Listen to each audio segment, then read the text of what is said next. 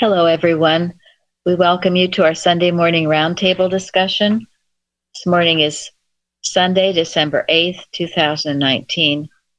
You are joining us at the Plainfield Christian Science Church Independent, Plainfield, New Jersey, the United States of America. And thank you for joining us today. And we will begin with our morning prayer. This is from page 258 of Miscellaneous Writings. In divine science, God is one and all, and governing himself, he governs the universe. This is the law of creation. My defense is of God, which saveth the upright in heart. And that infinite mind governs all things. On this infinite principle of freedom, God named himself I am. Error or Adam might give names to itself and call mind by the name of matter, but error could neither name nor demonstrate spirit. The name I am indicated no personality that would be paralleled with it, but it did declare a mighty individuality, even the everlasting Father, as infinite consciousness, ever-presence, omnipotence, as all law, life, truth, and love. Mary Baker Eddy. Thank you. And the watch? Watch number 472. Watch that you realize that Jesus' statement, quote, "Give and it shall be given unto you," end quote, is a law that carries with it the power of enforcement. To obey it with right motives means to exercise it, and hence to experience its promise. Any comments? Short and sweet.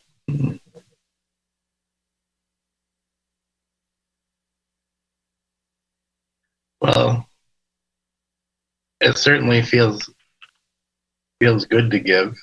And when at times when I have had something come to me, some idea from God come to me, and I didn't share it, I felt awful afterwards. So I try to always pass it on whenever it comes to me. So Thank you. I think too that it's not material things. It's even if you give something material, it's the spiritual idea behind it, and it's more of the spiritual feelings that you're bringing forth. Very important. Thank you. Yeah, what is behind your giving, whatever that giving is. Sometimes it is just a smile and a kind word. Sometimes it's more. But this is the Sermon on the Mount. This is the rules of biblical finance. This is something we're all to do, to give back in some way. It's very, very important. And if we did this and blessed our fellow man, there wouldn't be need for such huge taxes in which the government thinks that they have to take our money and use it in ways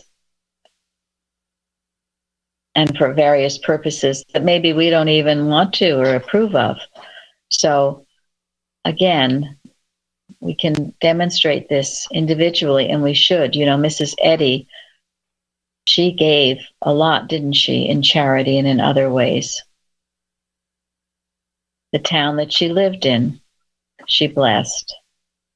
The state, she was always thinking of others. This is what we should do as Christians, and certainly as Christian scientists. Anything more on that? And every time you do a watch, every time you attend any of these, our meetings, our services, when you're praying for others and giving your good thoughts, when you give your testimonies, this is giving. So be a giver, not a withholder. Or a taker, just coming to take. Thank you. Yes. And I think it's consistent with the selflessness of the whole mission. Yes. It should be a way of life. And you will get back. It's only when you withhold that things dry up. But as Shardy said, it has to be of the right motive. You can't do it to show off to others, or you can't do it because, well, if I do, then my life will be better. You have to test the unselfed motive. And to do it in secret, quietly, so no one else even knows you've done it, that's the best of all. Mrs. Evans used to give that assignment to people, especially she felt people that were not givers, but maybe were takers. She would tell them to do something for someone every day and not let that person know about it. It was a great exercise. Most of us here went through it because it requires thought, reaching out rather than thought, thinking about oneself. Okay, our subject today, God, the only cause and creator, and our golden text in Psalm 148. Lil, you want to read it? Kings of the earth and all people, princes and all judges of the earth, both young men and maidens, old men and children, let them praise the name of the Lord, for his name alone is excellent.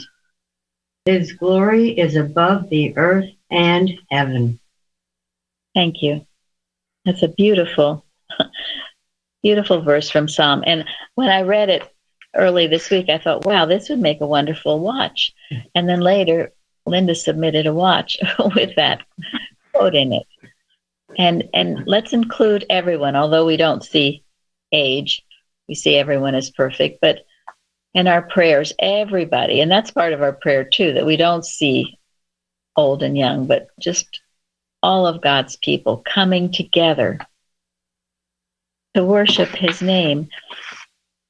And then I was very taken with, I call it the wisdom of Parthens, what he wrote on the forum this week, and I included it in the watch, where he says, and it just goes quite along with our watching point too, which I think is interesting.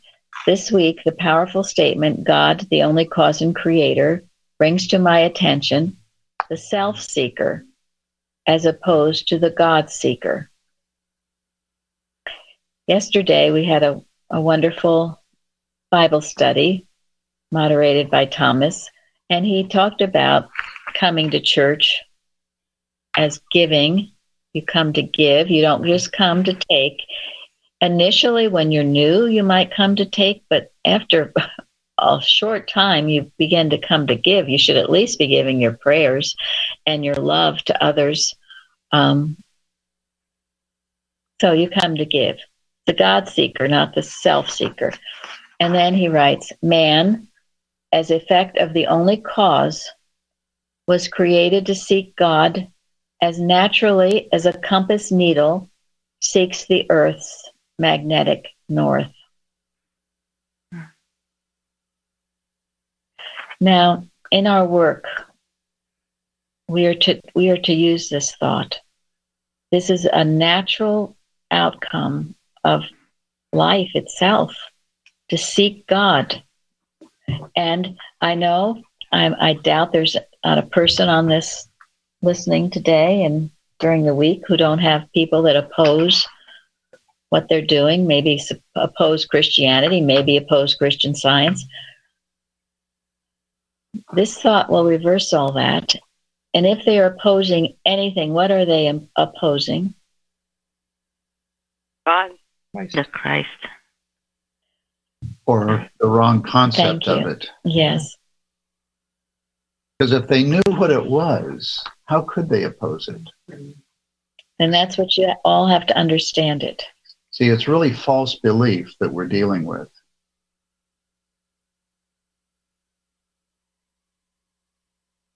If they really knew what it was, they couldn't oppose it. So what is your example? And if it's been a bad example, you can change that. If you've lectured and preached and acted better than everyone else, then yeah, they're going to oppose that. Or if you don't obey the Sermon on the Mount and the Ten Commandments, yeah, they're going to oppose that. They're going to think you're a hypocrite. Or they're going to see others, so-called Christians or Christian Scientists, doing that and then group them in one lump sum and say they're hypocrites. Or a cult. Or a cult. Let us break this opposition down with this truth. And if you really think about it, and think about the person you think is opposing, well, isn't in some way this person seeking that truth? Maybe looking in other ways to get it, but it is within all of us. I'm talking here about people in prison, drug addicts. And I love that thought. I love the idea of the North Star or the magnet, the North Pole. What is Mrs. Eddy in Science and Health, page 102? There is but one real attraction, that of spirit. Knowing this will do more for your children, grandchildren, friends, neighbors than you could possibly imagine to break down the materiality of today. Just see it, feel it. If it's in your heart, of course it's in everyone's heart. They want this truth. The Watch said they'll hear God's voice and they will come, however they find it, and certainly our internet and put it out there, articles, finding a textbook in the attic of their home, some loving example in their neighborhood. Just keep knowing this truth. And then Parthens goes on. Deposit other causes and creators is as absurd as insisting that there are many magnetic poles to choose from, while ignoring, belittling, or doubting the existence of the real one. Self-seekers gravitate to the things of self. An imagined, unreal, magnetic pole originating from mortal self, not God. Civilizations rise and fall depending upon how well they maintain this basic relationship of cause and effect. Once it is compromised, then the values of that civilization are overturned.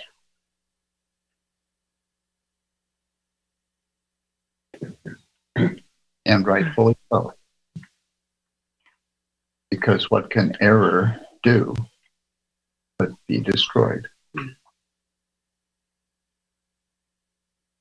then he quotes Isaiah. Surely your turning of things upside down shall be esteemed as the potter's clay. For shall the work say of him that made it, he made me not? Or shall the thing framed say of him that framed it, he had no understanding?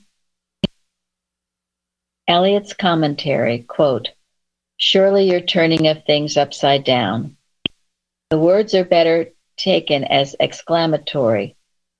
Oh, your perversity.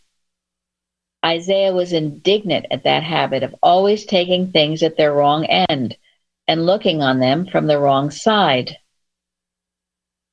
Shall be esteemed as a potter's clay. Better, shall the potter be counted as the clay? Taken as a question, the words bring out the characters of the perversity, the upside-downness of which the prophet speaks. The men whom he condemns were inverting the relations of the creator and the creature, the potter and the clay, acting practically as atheists, denying that there was a divine order of which they formed a part. So embrace this. Keep it in your watches always. And when you encounter this opposition or you think, oh, these people, they don't get science, they're not interested. No, they are interested. Of course they're interested. They would be crazy not to be interested. You just got to find that little part in them. God will give you that ability. You bring them to the fold with love. And humility. Yes. Not that you're a Christian Scientist and you know something and they don't. I mentioned this before. I read this was quite some time ago. An atheist speaking partly why he was an atheist. And part of it was he said he just couldn't stand the self-righteousness of Christians who always acted like they knew it all and he didn't know anything. There's nothing more obnoxious. Nobody likes that. Nobody likes that. But I think it's actually attractive. When I first read Science and Health and saw how honest Mary Baker Eddy was, I couldn't resist that. I think the problem that got me entrenched in being an atheist was the hypocrisy. I mean, if the people had this high moral standard like Plainfield and there was all this healing going on, I mean, that's what attracted me to Christian Science, plus the idea that that's only the bait to make the world a better place. But it's the hypocrisy when they say all this about love and then they talk about killing everybody. Mm-hmm. Yep. Yeah. But you see, our work can change all of this. This is our work. And then I loved what Mike wrote, what you wrote on the forum as well. And I truly suggest all of you through this holy season we're in now that you study what Mrs. Eddy says, what Christmas means to me, the little book. And also, I have suggested this many times, but Martha Wilcox, The Power of a Right Idea, which she writes about Mary. And then also The Woman in the Apocalypse, Mrs. Eddy. And then this book, The Destiny of the Mother Church by Bliss Knapp, which Mike has been into, and I'm grateful for his bringing us back to it. It's very clear in this book. We know, we've talked about this before, but Mrs. Eddy, I mean, we don't go around and say, my name is Mary Singletary and Mrs. Eddy is the woman in the apocalypse. I mean, that's absurd. You are aware of your audience always. On the other hand, I believe it was Sherry in California, she gave a testimony that as a child, and she grew up in a science home, I guess you would say that, she always felt and knew that Mrs. Eddy was that woman. Who else would be that woman? So again, it's natural. It's a right idea. It's natural. Let us oil the kale. I just read recently, you know how kale is so hard to eat. Well, in order to eat it, you have to massage it with oil to soften it. So this is what we are doing to mortal mind thought, softening it with the oil, the inspiration of God, getting it malleable so it's digestible. That just came to me. As most of you already know, any working Christian Scientist will recognize that Mrs. Eddy is the woman in the apocalypse. It's something that comes to everyone when they are ready to see it.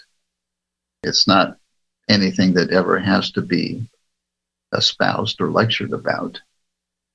But, thank you.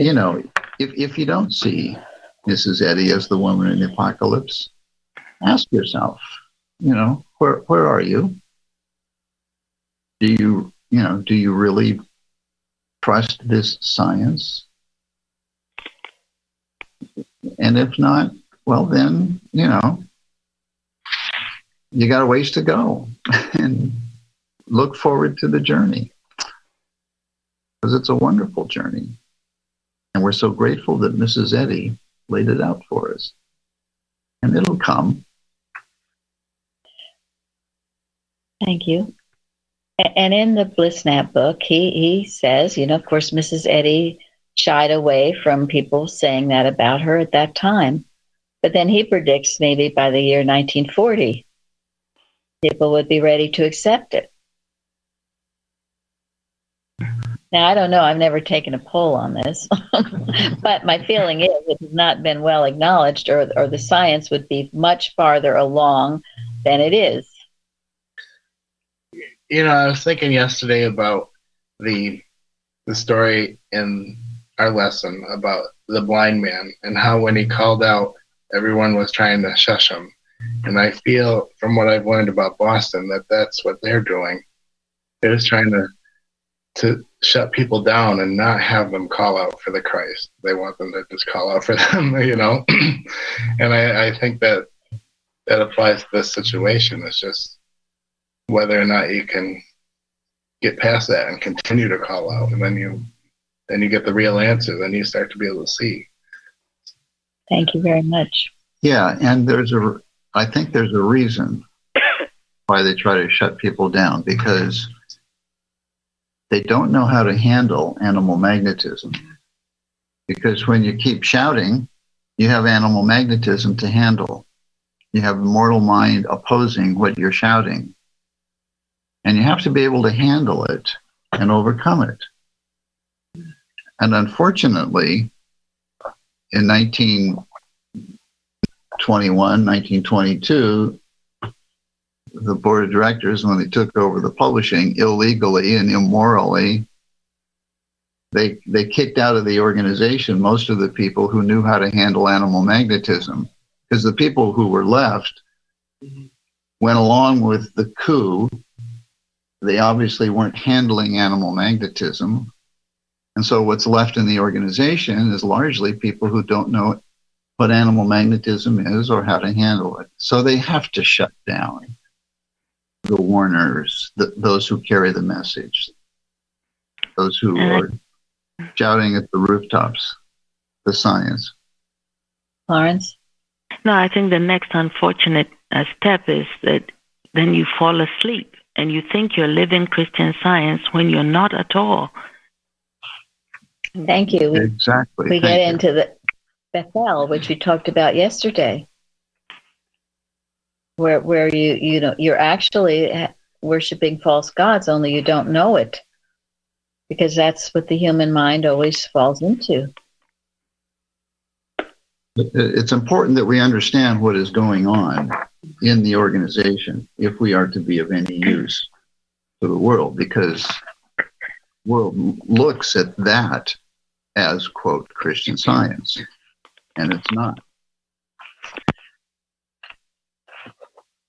And thus, huge amount of opposition, huge amount has fallen upon it, those words. But again, you see, the remnant will change all this. We are oiling the kale, okay? Going to make this digestible again, and not people look, I'm not eating that stuff. So, Mike, do you want to speak to what you wrote about? A lot, but I won't. But anyways, one thing that's rather fascinating to me is that Blissnap humbly says that what happened around 1940 was that the 6 points of Mary Baker Eddy in prophecy was published. And I think actually the more important thing that was published at that point was actually, well, it wasn't published. He had written that book, which was around 1940, and but it was absolutely unaccepted.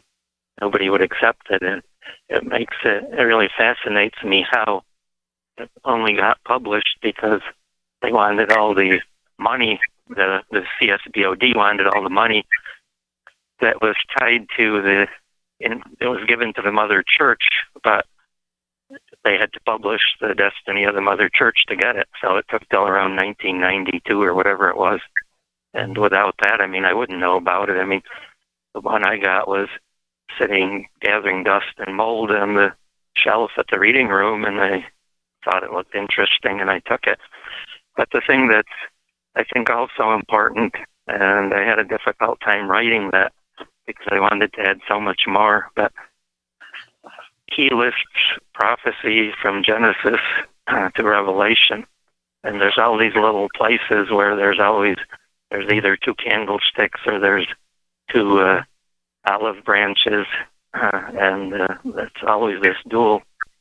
And as many times as I've read it, I never got the impact of that point in Micah, that these are two rulers, and he really makes a big point. I think it was 3 different places in the book where he talks about those 2 great lights being the rulers to, give us the morals and Christian Science. So there's many, many places, as Jesus has prophesied, that I never looked at it earlier, but because of probably this book, I always keep my eyes out. There's a place in Proverbs, I can't say exactly what verse it is, but it says that she's more precious, right in the middle of, something that says she's more precious than rubies. And when I saw that, it was like, oh my gosh, that's Mary Baker Eddy. Yes, you see, the prophecy was not only for Christ Jesus, but also Mary Baker Eddy, but our eyes are all, you can't see it. We've been, and then this sense of modesty. Now, I know most roundtables, people always like to hear, well, I don't want to hear all this. Yeah, this is just, what does this have to do with me? Well, what is understanding Mrs. Eddy as the woman in the apocalypse? What does that have to do with you? What does it have to do with your ability to heal and be healed? Well, you have to see it as Christian Science having the authority of God behind it.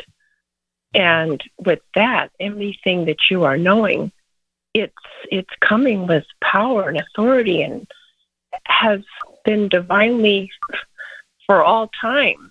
This is what you were meant to do. I've been sitting here listening, and I keep thinking of the fact that when I was a young Christian Scientist and just starting to be church member at my other church, there was the first time I ever heard, and I even was taught this, that the permanency of the Mother Church was handed out to everybody. But when I first heard that there was somebody that didn't believe that the woman in the apocalypse was not Mrs. Eddy, was not referring to her, I never really thought about it. But I realized that it was such a natural thing for me to know that when I first heard it from a church member, I could not believe what I was hearing. And I realized how it has brought me back, just that understanding of what this science is and who Mrs. Eddy is has kept me, even when I have veered off in times, it has always brought me back. And I know it's because I know who Mrs. Eddy is and always have. No matter what person in authority said otherwise, I never doubted my intuition, who else would that be? So perfect answer. Perfect answer. This goes back to Parkin saying it's natural. It's something within inside you that knows these things. It's a natural attraction to good, to spirit, to have this understanding. Don't think it's not natural. It should be natural. Yeah. And it comes to you through inspiration. Like you say, your instinct. It comes to you. This is the thing about the Bible. It was written out of inspiration, with inspiration. It can only be read with inspiration in order to make sense. And the revelation of Jesus Christ. And when It came to say John. It did. Exactly. Yes. All of the authors of the Bible.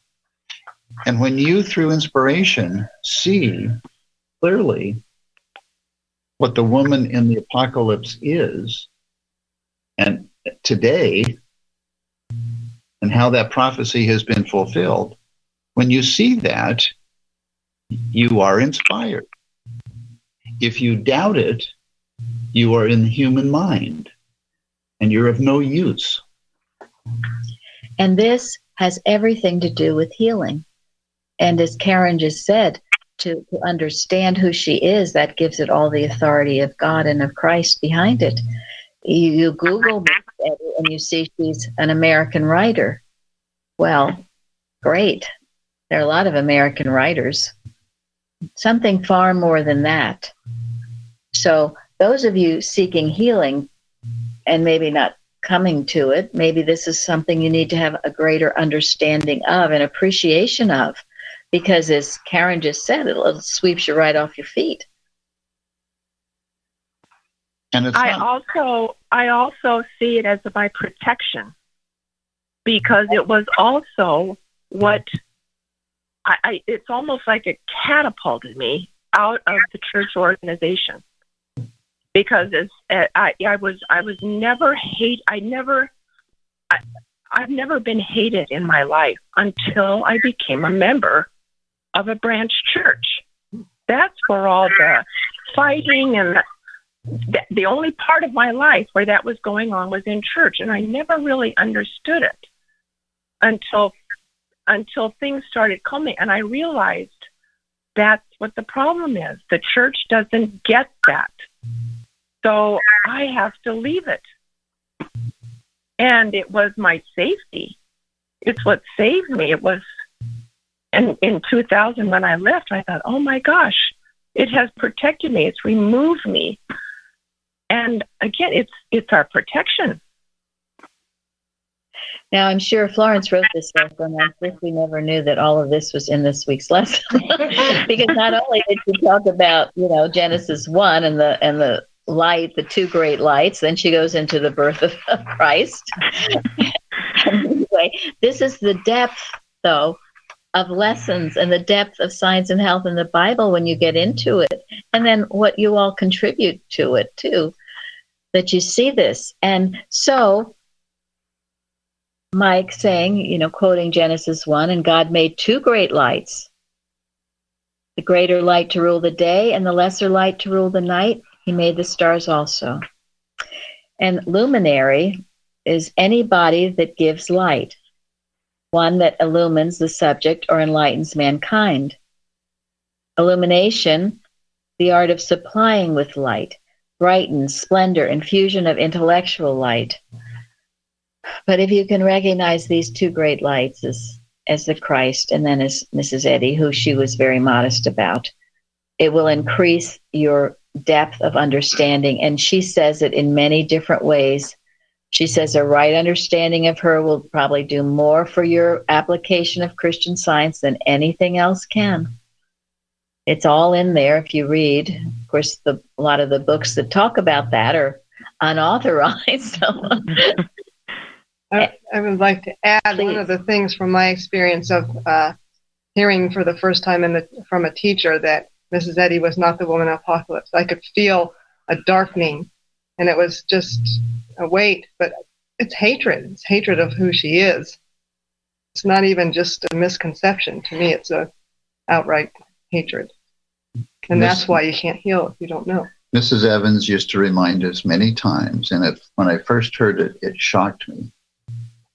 But she said over and over, the human mind is a killer. It is a murderer. It is hatred. There is nothing good about the so-called human mind. It is a belief that there is a mind separate from God, and if you believe it, it will kill you. It will. Yeah. Anything that will so make upside down what you really are, it's meant to kill. All it can do is destroy itself, and that's a good thing. It is a good thing because it should destroy itself. But that is why we work to stay out of it all the time. And that is how you handle it when it confronts you, when it attempts to enter your consciousness. But and bring every thought to Christ. That goes on all day. That is, and as she said, that is your safety. Florence, were you going to speak again? Yes, I think, this thing of praising God, really the exaltation, the adoration, the reverence, respect, and love for Him. I feel that sometimes I hear in the practice people say, oh, I don't know, I don't trust, I don't feel like I love God, or I can't feel His love or anything. I feel that, if we are consistently exalting Him, just like we said about Mrs. Eddy, if you don't really revere something, how can you love it, and how can you feel the impulse of that strength of the spirit that's in it? So it made me feel like this I should do more often, always, actually. God's, this almightiness, and the same we should do for Mrs. Eddy in our hearts, like who she is.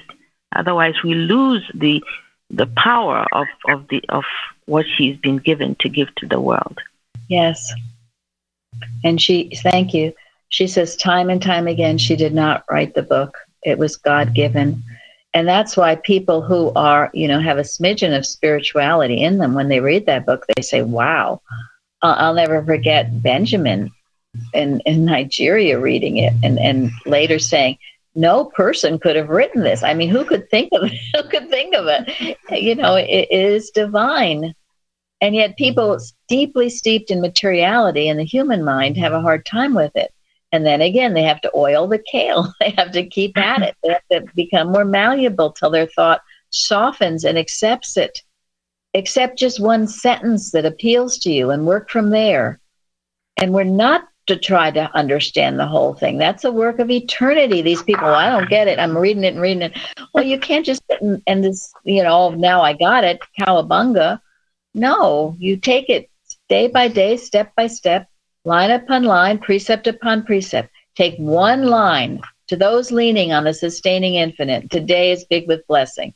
Take that line, work with it throughout your day. It'll achieve wonderful things if you do. You're not trying to, it's like eating a whole room full of kale at once. It's not happening. It's not even soft yet, right? It's not soft, it's not digestible. A little bit. Go ahead. I think this backs up completely what you were saying, why this is not boring to go into depth, because it just made me think, if you take this one line too literally, which is the greater light was to rule the day, the lesser light to rule the night, you could think that one was superior to another, and I don't even remember where I found it. It was one of the wonderful things that I got from Plainfield that points out that greater doesn't mean superior to lesser. What it means that it came before the other. So that it's pointing out that they're co-equal. There's not one better than the other. And that's why it's so important to understand who Mary Baker Eddy is and Christ Jesus. Thank you for that, Michael. Very good. In the Destiny of the Mother Church,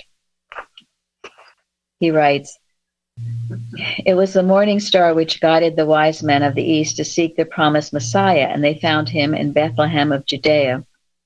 The angel of the same Messiah or Christ provided the remedy for all deception in 4 assignments, which must be carried out by the woman, who was crowned with 12 stars. One assignment, as recorded in the book of Revelation, was that her child must rule all nations and people, imperatively, absolutely, finally, with divine science. The promised comforter, and that's Science and Health, page 65. Another assignment for this woman, God crowned, was to produce the little book, which had been from the time of Daniel been sealed with 7 seals. A third assignment was to establish the church universal and triumphant. And a fourth assignment was to reveal the fourth side of the holy city, which is in another way of saying that Christian Science would be the complete or final revelation of truth. Now, did not Mrs. Eddy fulfill her purpose? She did that. Now it is our purpose as the remnant to keep knowing this truth. We don't have to broadcast it. I kid with Parthens. He wants to go around. Well, first he was very reluctant to talk about it, especially the new people, which I understand. And now he kids me and says he's going to go in a truck with a megaphone. Anyway, we knowing it. We don't have to talk it. Just know it in your watches. Know this truth too, that people are attracted to this truth.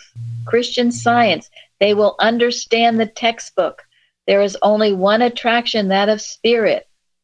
Hush to the material senses. Hush them out. And of course, you start with yourself, and then you go out and bless the world. So that book is wonderful, and I thank you, Michael, for reminding us of it again. And then he quotes Micah 5:2-3. Michael 5:2-3. But thou, Bethlehem Ephratah, though thou be little among the thousands of Judah, yet out of thee shall he come forth unto me that is to be ruler in Israel, whose goings forth have been from of old, from everlasting. Therefore will he give them up until the time that she which travaileth hath brought forth. Then the remnant of his brethren shall return unto the children of Israel. And Bliss Knapp writes to that, we are indebted to the prophet Micah for calling attention to the 2 great rulers in the heavenly kingdom, and that one is a man and the other is a woman. As for the man, he must be born in Bethlehem of Judea, which points to Christ Jesus. The woman is the woman in travail, which must bring forth a man-child who is caught up unto God and to his throne. Revelation. This ruler, God's idea, will eventually rule all nations and peoples, imperatively, absolutely, finally, with divine science and health. Micah's prophecy, Micah 5:2-3, identifies these 2 rulers in the heavenly kingdom as having been from of old, from everlasting, which places them in the first chapter of Genesis. Thank you very much, Florence. The incarnation of truth, which God illustrated by light and harmony, of which Science and Health speaks, can now be recognized in the 4th day as a man and a woman, referring to the Star of Bethlehem, which is also the Star of Boston. Mrs. Eddy writes, led by a solitary star amid the darkness, the Magi of old foretold the Messiahship of truth. It is the wise man of today believed when he beholds the light which heralds the Christ's eternal dawn and describes its effulgence. Jesus once said, whosoever readeth, let him understand. So it's all in, and I think it's so wonderful, that we're having the Bible studies to go in depth to what these things mean, and then to have all these dear early workers surround us with such wonderful help in understanding and reaffirming this truth that we know. So if you think that this isn't important, and what does it matter to you with your healing? It is of grave importance, and it matters tremendously to your healing in science. So, and Karen spoke to it so well, completely, really. How she saw it, how she knew it, how it gives Science and Health the authority of Christ. It does. Authority of God. It was written by God himself. And this will elevate your whole thought, get you out of the human mind into the divine mind, which brings healing. So, as we talked about, if you go into that human mind, whether it's whispering, oh, you don't like that person, or you're jealous of somebody, or you're tired and miserable, or what. You're going into the human mind, and you might as well be holding a gun to your head, okay? Just go ahead, shoot yourself. There are different ways of dying, you know. Usually it's a very slow process of a lot of negative thinking, fearful thinking. As I've said, Mrs. Evans would say most people take a convenient disease and ride out on it. And they do that by continually staying in that human mind, joyless, godless, fearful, negative, down-pulling, hateful, jealous, all those lovely things we read about in the Bible, the carnal mind. So you just want to stay with that? Okay, well, have fun with that. Talk about life's a bitch, excuse me, but you'll make it that way. It's the Adam dream. Now, on the other hand, you don't have to do that. You can rise up above it and stay out of it and let your work be preventative as well as curative. And when it's time to leave this world, you can walk out of it. Ageless, diseaseless, and deathless, because God made me so. So which train do you want to get on? The last one. That's just it. We do have a choice. It really is up to each one of us. And the choices that we make determine our experience. So choose what's right. And that, as we now know, is what is good. And will make you so happy. And again, Mrs. Eddy says, a small group of wise thinkers is better than a wilderness of dullards and stronger than the might of empires. We can do this work.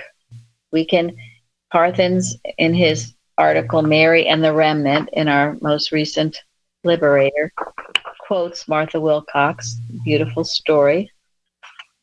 Sacred history tells us that in this province of Galilee and among the common people was a little group of metaphysical thinkers. Right in the midst of this dense materialistic thinking of the upper class was this little group, this remnant of Israel, who practiced pure and undefiled religion. They taught and practiced the most beautiful moral precepts. In fact, they were full of light in that black night of materialism. He goes on, it's so beautiful. But then he says, the important point here is that this remnant was working and watching from a place of victory, not victimhood. As they grew spiritually, their sense of victory, having already been achieved, became more real to them than the wretchedness of their physical circumstances. This is how we watch. It's from a sense of victory, that this is the truth. Everyone loves it. Everyone demonstrates it. We're all in the kingdom of God. Mrs. Eddy is the woman in Apocalypse. It is recognized. The science is recognized and appreciated and loved. And then he ends, this is how a little remnant changed history and brought the light of Christmas to a darkened world. So you, my friends, are in this mission to do this work, to make the kale digestible. Put the oil of inspiration out. Pray without ceasing on these things, and it will bring manifold blessings to your life. It couldn't help. But if you just selfishly are seeking your own little oasis of harmony for yourself, well, good luck with that one. One last point on the Listen Knapp book was that, I hate to admit this, but I did have to double check Mr. Knapp, where he talks about the rulers. He talks about the rulers, one being feminine and one being masculine, and when I checked in Strong's Concordance, sure enough, it says ruler and ruler, but one is translated as a feminine ruler and one is a masculine ruler.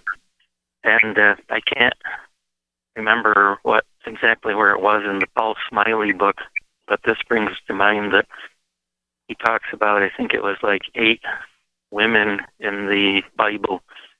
I believe Abigail was one, of course Mary is one, and Deborah, and they all have pieces of the perfect woman.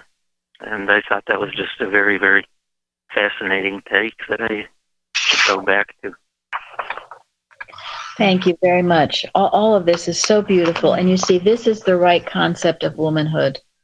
And this is what we, as those of us who are women, should embrace, this concept, this purity, this being able to see the truth. And then there's the right concept of manhood. And we should all be expressing all of the qualities. But this is so important because then, of course, there's a Jezebel thought. And that's not what we want to embrace. And that's what we see out there today in many cases, not the truth. All right, we are going to end with Martha Wilcox. A fundamental law in Christian science. A fundamental law in Christian science has been revealed to us. This law is that things do not merely happen. Thought held persistently within our mentality tends toward the externalization of itself in outward and visible forms. The thought of the whole Hebrew nation, a thought born in the Garden of Eden, lay back of Jesus, the Savior, and forced him into view.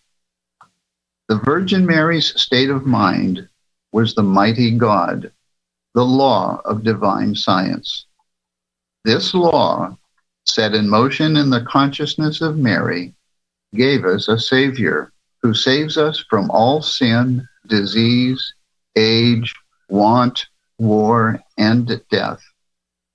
This law, active in the consciousness of Mary, gave visible proof that the Father of man was not a material personality, but was an all-creative principle, known to Israel as their God.